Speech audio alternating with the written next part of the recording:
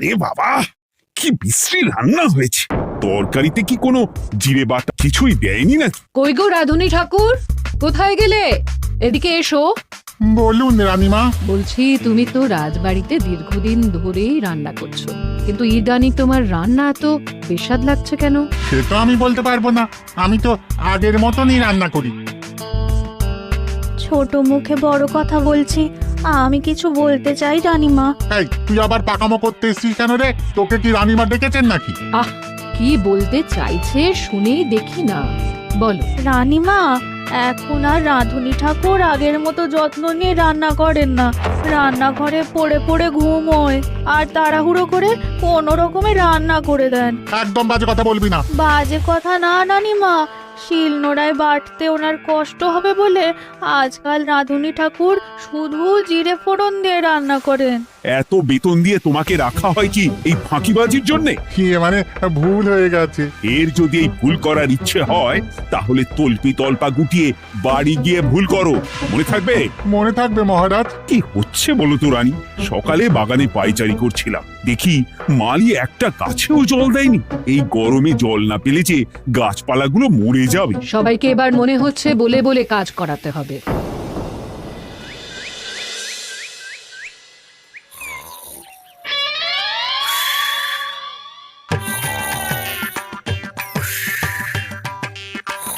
কি গো, কদিন ধরে তো তুমি শুধু খাচ্ছ আর ঘুমোচ্ছ।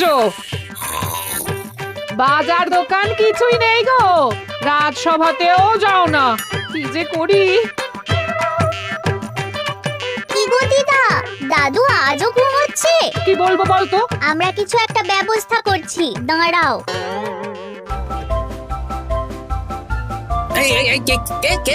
ওঠো দাদু, আর কত ঘুমে? উড়েমির একটা সীমা থাকে।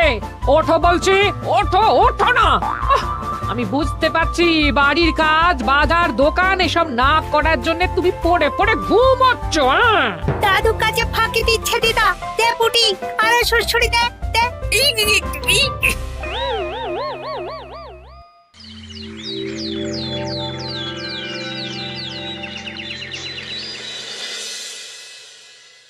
মহারাজের শরীর খারাপ না মন খারাপ?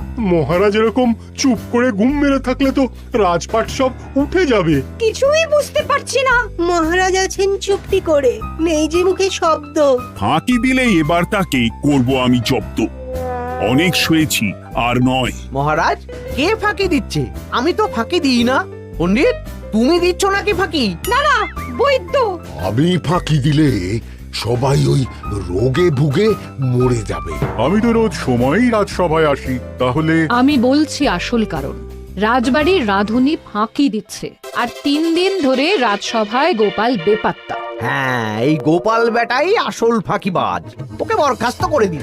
গোপালকে যদি বরখাস্ত করা হয় তাহলে বিপদে আপদে মহারাজের পাশে দাঁড়াবে কে? অসময় মহারাজ বুদ্ধি পাবেন কার কাছে? এই সুযোগ, এই সময় গোপালকে মহারাজের চক্ষুশূল করতে হবে, তাহলে আমি একেবারে জেঁকে বসতে পারবো। মহারাজ, গোপাল ঠিক কতটা ফাঁকিবাজ হয়ে উঠেছে তার কোনো ইয়ত্তা নেই। হ্যাঁ বলুন তো। বেটা গোপাল কোনোদিন সঠিক সময়ে রাজসভায় আসে না, কোনো দিন তো আসেই না, যেমন আজকেও আসেনি। আর না এলে মহারাজকেও কারণটা জানায় না। আপনাকে সম্মান করা তো দূরের কথা, কোনো ভ্রুক্ষেপই করে না। এটা কিছুটা হলেও মন্ত্রী মশাই ঠিক কথা বলছেন। হ্যাঁ, এ তো একদম সঠিক কথা। ঠিক বলেছ। প্রহরী, প্রহরী, বলুন মহারাজ। তুমি আরেকজনকে সাথে নিয়ে এক্ষুনি গোপালকে তুলে নিয়ে এসো। আচ্ছা মহারাজ। বলি, তুমি আজকেও রাজসভায় কামাই করবে? অর্ধেক দিন কামাই করলে বেতন কাটা যাবে গো। গিন্নিমা, গোপালকে মহারাজ ডাকলেন। ওই দেখো, রাজবাড়ি থেকে প্রহরীও ডাকতে এসেছে। ওহ, মহারাজের আদেশ না শুনলে তোমাকে তুলে নিয়ে যেতে বাধ্য হব। আরে দাঁড়িয়ে দেখছিস কি? তুলে নিয়ে চল। ঠিক বলেছিস, তুই হাত ধর আর আমি পা ধরি। আমরা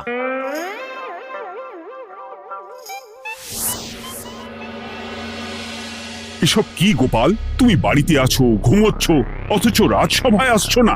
কি ব্যাপার? আগে মহারাজ, মস্তিষ্ককে বিশ্রাম দিয়ে বুদ্ধি বাড়াচ্ছিলাম। অনেক ব্যবহার হয়েছে তো, তাই একটু বিশ্রাম দরকার আর কি। আমার পুরো রাজসভাটাই ফাঁকিবাজ। আমি সবাইকেই বিদায় করব, আর গোপালকেও।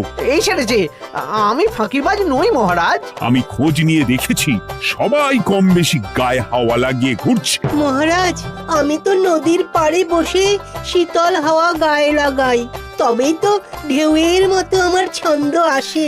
কেউ ফাঁকিবাজ না মহারাজ, আসল ফাঁকিবাজ গোপাল। মহারাজ, আমি যদি দরকারে আপনাকে বুদ্ধি দিয়ে, ফাঁকা সময়ে বিশ্রাম দিয়ে ফাঁকিবাজ হই, তাহলে মন্ত্রী মহা ফাঁকিবাজ।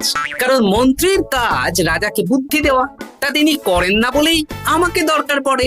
আমি তো ভাঁড়, আমি শুধু হাসাবো, এটাই আমার কাজ।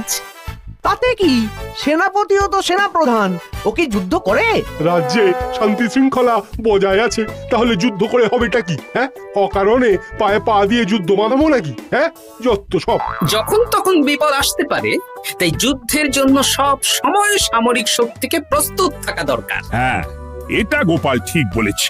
সেনাপতিকে তো কোনোদিন সেসব নিয়ে মহড়াও করতে দেখি না। তাহলে দাঁড়ালো 3 জন ফাঁকিবাজ।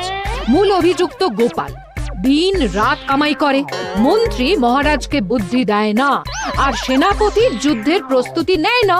এই 3 জনকে আমি বিদায় করব। এই সেরেছে, এ তো দেখছি বিনা মেঘে বজ্রপাত। না, তবে তোমরা যে ফাঁকিবাজ নও সেটা প্রমাণ করার জন্য 12 ঘন্টা সময় দেব। আমাদের কি করতে হবে? তোমাদের 3 জনকে 3টে খালি বস্তা দেব। প্রত্যেকে ওই খালি বস্তা নিয়ে জঙ্গলে যাবে, আর এই 12 ঘন্টার মধ্যে জঙ্গল থেকে বস্তা ভরে আনবে। একটা বস্তা ভরার জন্য 12 ঘন্টা সময়? এ তো খুবই সহজ কাজ। সহজ কঠিন জানি না, যে ফাঁকি দিয়ে ফাঁকা বস্তা জমা দেবে বা কিছুটা ভর্তি কিছুটা খালি আনবে, সে সাজা পাবে। আচ্ছা মহারাজ, আমি বস্তায় কি নিয়ে আসবো সেটা কি আপনি দেখবেন? তা দেখব না, কিন্তু বস্তা ভরে আনতে হবে। আর যা বস্তায় ভরে আনবে তাই নিয়ে সবাই বাড়ি ফিরে যেতে পারবে। তার মানে বস্তাতে যা থাকবে সব বস্তার মালিকই পাবে। একদম তাই। বুঝে গেছি, ভিতরে কোনো গভীর পরিকল্পনা আছে। প্রহরী, প্রহরী, তুমি এই 3 জনকে 3টে বস্তা দিয়ে দাও। যথা আজ্ঞা মহারাজ। আর বাকি সভাসদেরা আজকে রাজসভাতেই থাকুক। ওরা 3 জন আসবে, ওদের বিচার হবে, তারপর ফিরবে। আমাদের খাওয়া দাওয়া তাহলে রাজবাড়ির তরফ থেকেই দেয়া হবে মহারাজ? হ্যাঁ। জঙ্গলে তো যাচ্ছি, কি নেব? গোপাল, আমি বলি কি, তুমি বরং আমার বস্তায় ঢুকে যাও, আমি তোমাকেই নিয়ে ফিরে যাই, লেটা চুকে যাবে। আপনি যদি একা আমাকে বস্তায় ভরে নিয়ে যেতে পারেন তো চলুন। একা? এই সেরেছে। দাঁড়ান, আমি আপনার কাঁধে চড়ে দেখি আপনি আমাকে বইতে পারবেন কি পারবেন না। না না, মুখ ফসকে বলে ফেলেছি, মাথা খারাপ নাকি? তাহলে নিজের মতন থাকুন।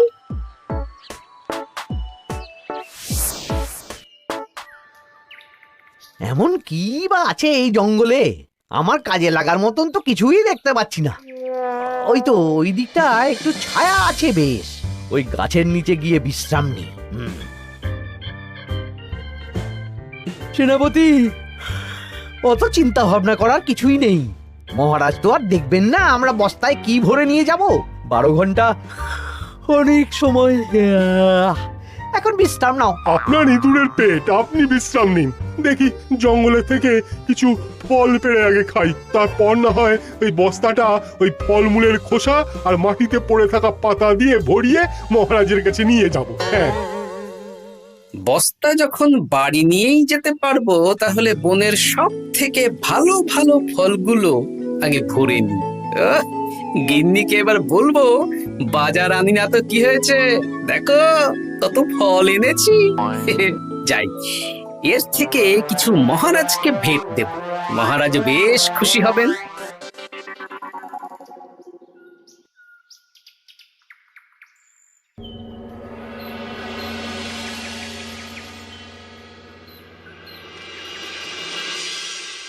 উফ, এই এত বড় জ্বালার মতো পেটখানা নিয়ে এই পেল্লাই গাছে উঠবো কি করে? দূর দূর, আশেপাশে ঢিল পাথরও দেখতে পাচ্ছি না। এই বুড়ো বয়সে হাড়গোড় ভাঙলে সে এক খারাপ ব্যাপার হবে। আরে দূরে ওদিক থেকে আওয়াজ পাওয়া যাচ্ছে। তার মানে এই বনে কেউ এসেছে। ভাই মদন, এই গাছটা ঝড়ে ভেঙে অনেক দিন পড়েছিল, এটা তো নেবই। তুই ওদিকে দেখ, কত মোটা একটা সেগুন গাছ রে। ওই গাছটা নিয়ে গেলে আমরা 1 বছর বসে খেতে পারবো। তাহলে আর দেরি কেন, হাত লাগা। আরে আরে আরে, করো কি এগুলো সব আমাদের মহারাজ কৃষ্ণচন্দ্রের পছন্দের গাছ। ভুলেও এই গাছ কেটে নিয়ে যাওয়ার ভাবনা চিন্তা করো না।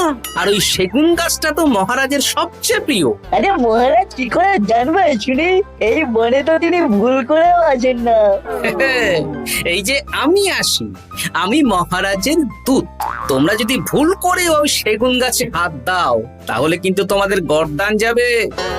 এই সেরেছে, কিন্তু আমরা তো কাঠুরিয়া, কাঠ ছাড়া পেট চালাবো কি করে? সে তোমাদের ব্যবস্থা তোমরা করো, অন্য অনেক কাজ আছে। এই সামনের গাছটা মরে পড়ে আছে, এটার কাঠ আমরা নিয়ে যেতে পারবো তো? তা পারবে, এতে অত চিন্তার ব্যাপার নেই। গোপাল আছে যখন, তখন এই রাজ্যের কেউ মুশকিলে থাকবেই না। শুধু তোমাদের একটা কাজ করতে হবে। কি কাজ? এই নাও বস্তা। আমার জন্য এই জঙ্গল থেকে টাটকা বিভিন্ন ফল পেড়ে এই বস্তা ভরে দাও, তাহলে মহারাজকে আর তোমাদের কথা বলবো না, বুঝলে? আর তোমাদের যাতে রাজবাড়িতে কোনো কাজ হয় সেই নিয়ে মহারাজের কাছে সুপারিশও করবো, কেমন? বেশ বেশ, তুমি তাহলে এখন এখানে বিশ্রাম করো, আমরা তোমার বস্তা ভরে ফল নিয়ে আসছি। ঠিক আছে, আমি তোমাদের কুঠার পাহারা দিচ্ছি, তোমরা ভালো তরতাজা ফল বস্তায় ভরে নিয়ে এসো।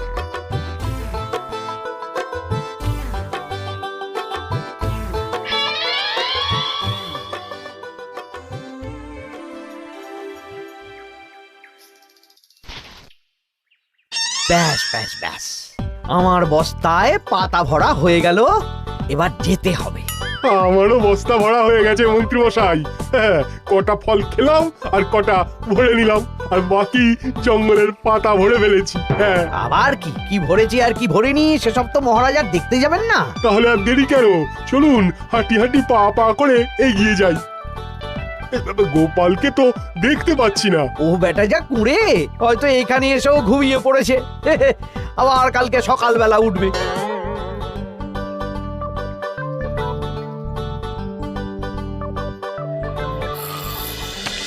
এই যে ভাই, এই যে। হ্যাঁ, কে কে? আমরা। ও বলো, বস্তা ভরে এনেছো? হ্যাঁ, ভরে এনেছি। তাহলে চলো রাজসভায় যাই, তোমাদের একেবারে মহারাজের সাথে পরিচয়ও করিয়ে দেবো, আর কাজের ব্যাপারেও বলবো। চলুন, চলো চলো চলো।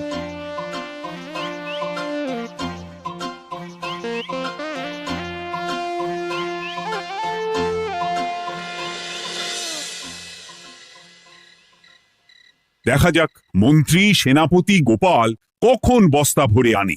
এই তো চলে এসেছি, বিশ্রাম নিলাম, বস্তাও ভরে ফেললাম।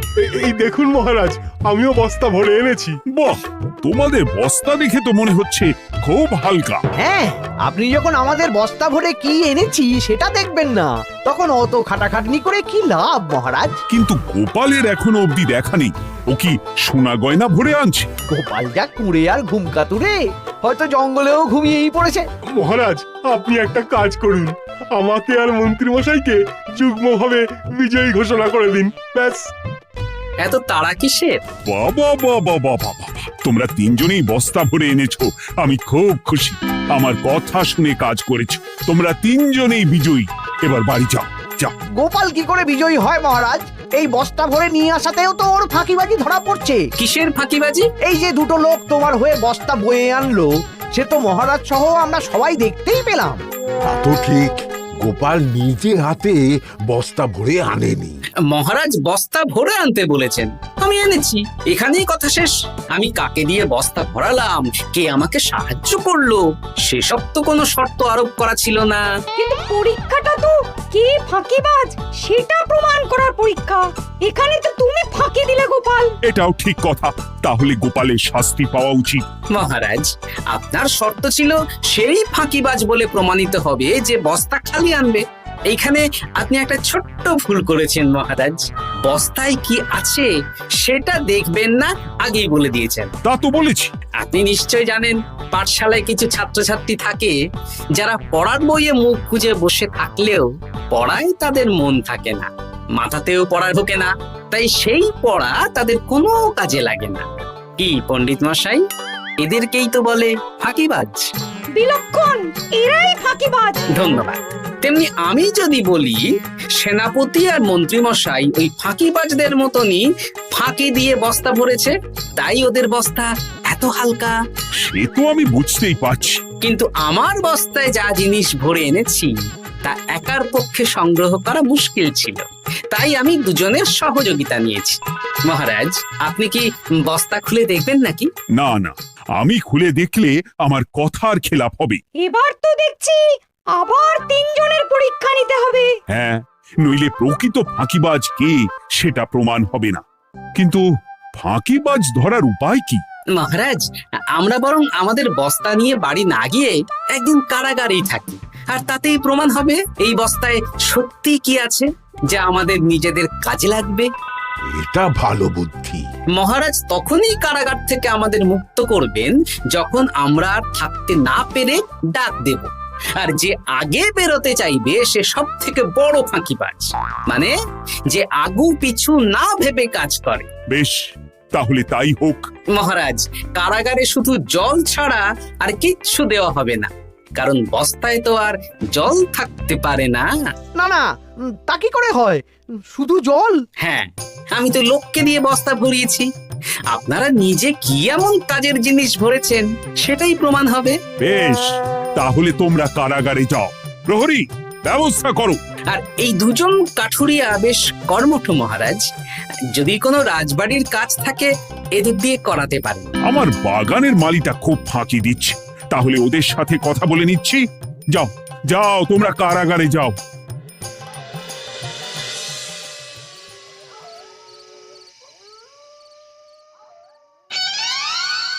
ওরে বাবা রে, কি খিদে খিদে পাচ্ছে রে। দেখি বস্তায় কি আছে দেখি।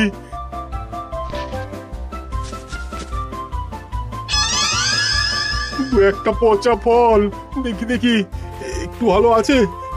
এটা একটু ভালো আছে। হ্যাঁ, এটাই খাই। হ্যাঁ, এটাই খাই।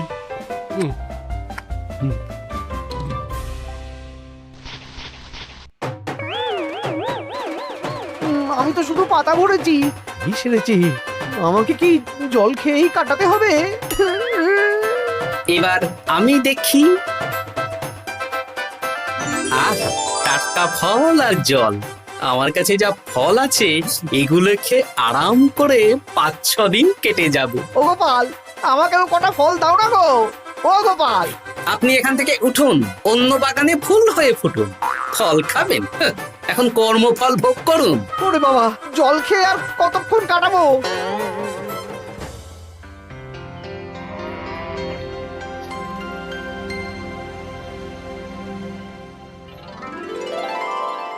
উফ, পেটটা চুই করছে, কি খিদে পেয়েছে না। আমি আমি বাড়ি যাব। আপনি বাড়ি যাবেন? তাহলে বেরিয়ে আসুন, বেরিয়ে আসুন। বেটা গোপাল কায়দা করে এমন শর্ত দিতে বললো, পুরো ফেঁসে গেলাম। আমারও তো খাওয়ার মতন তেমন কিছু নেই, আমিও এখানে থাকবো না।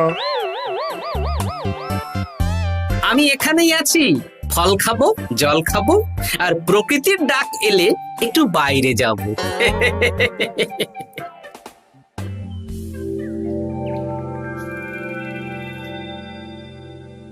কি তোমরা কারাগারে এক রাতের বেশি তো থাকতেই পারলে না? কি আর করব বলুন মহারাজ, আমরা তো আর গোপালের মতন বস্তা ভরে টাটকা ফল নিয়ে আসিনি।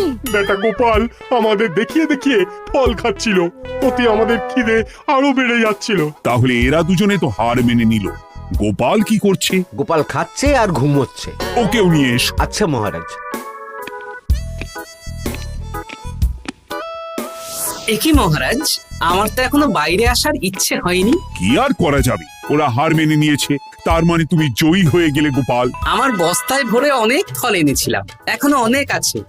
আপনি তাহলে বাকি ফলগুলো নিয়ে নিন। তাহলে তো এটাই প্রমাণ হলো গোপাল কাজের সময় ফাঁকিবাজি দেয় না, শুধু বুদ্ধি বাড়ানোর জন্য একটু বেশি ঘুমোয়। এই নাও গোপাল, তোমার উপহার। মহারাজ, আমি সময়ের কাজ সময়ে করি আর বাকি সময় একটু ঘুমাই। আমার এখন ঘুম দরকার মহারাজ, কাল থেকে অনেক ধকল গেল যে। বেশ, তোমাকে ঘুমানোর জন্য 1 সপ্তাহ ছুটি দেওয়া হলো। ধন্যবাদ মহারাজ। কি সেনাপতি আর মন্ত্রী মশাই, এবার বুঝলেন তো ফাঁকি দিলেই ফাঁকে পড়তে হয়, তাই কাজ করলে ভেবে চিন্তে করুন। চলি, খুব ঘুম পাচ্ছে।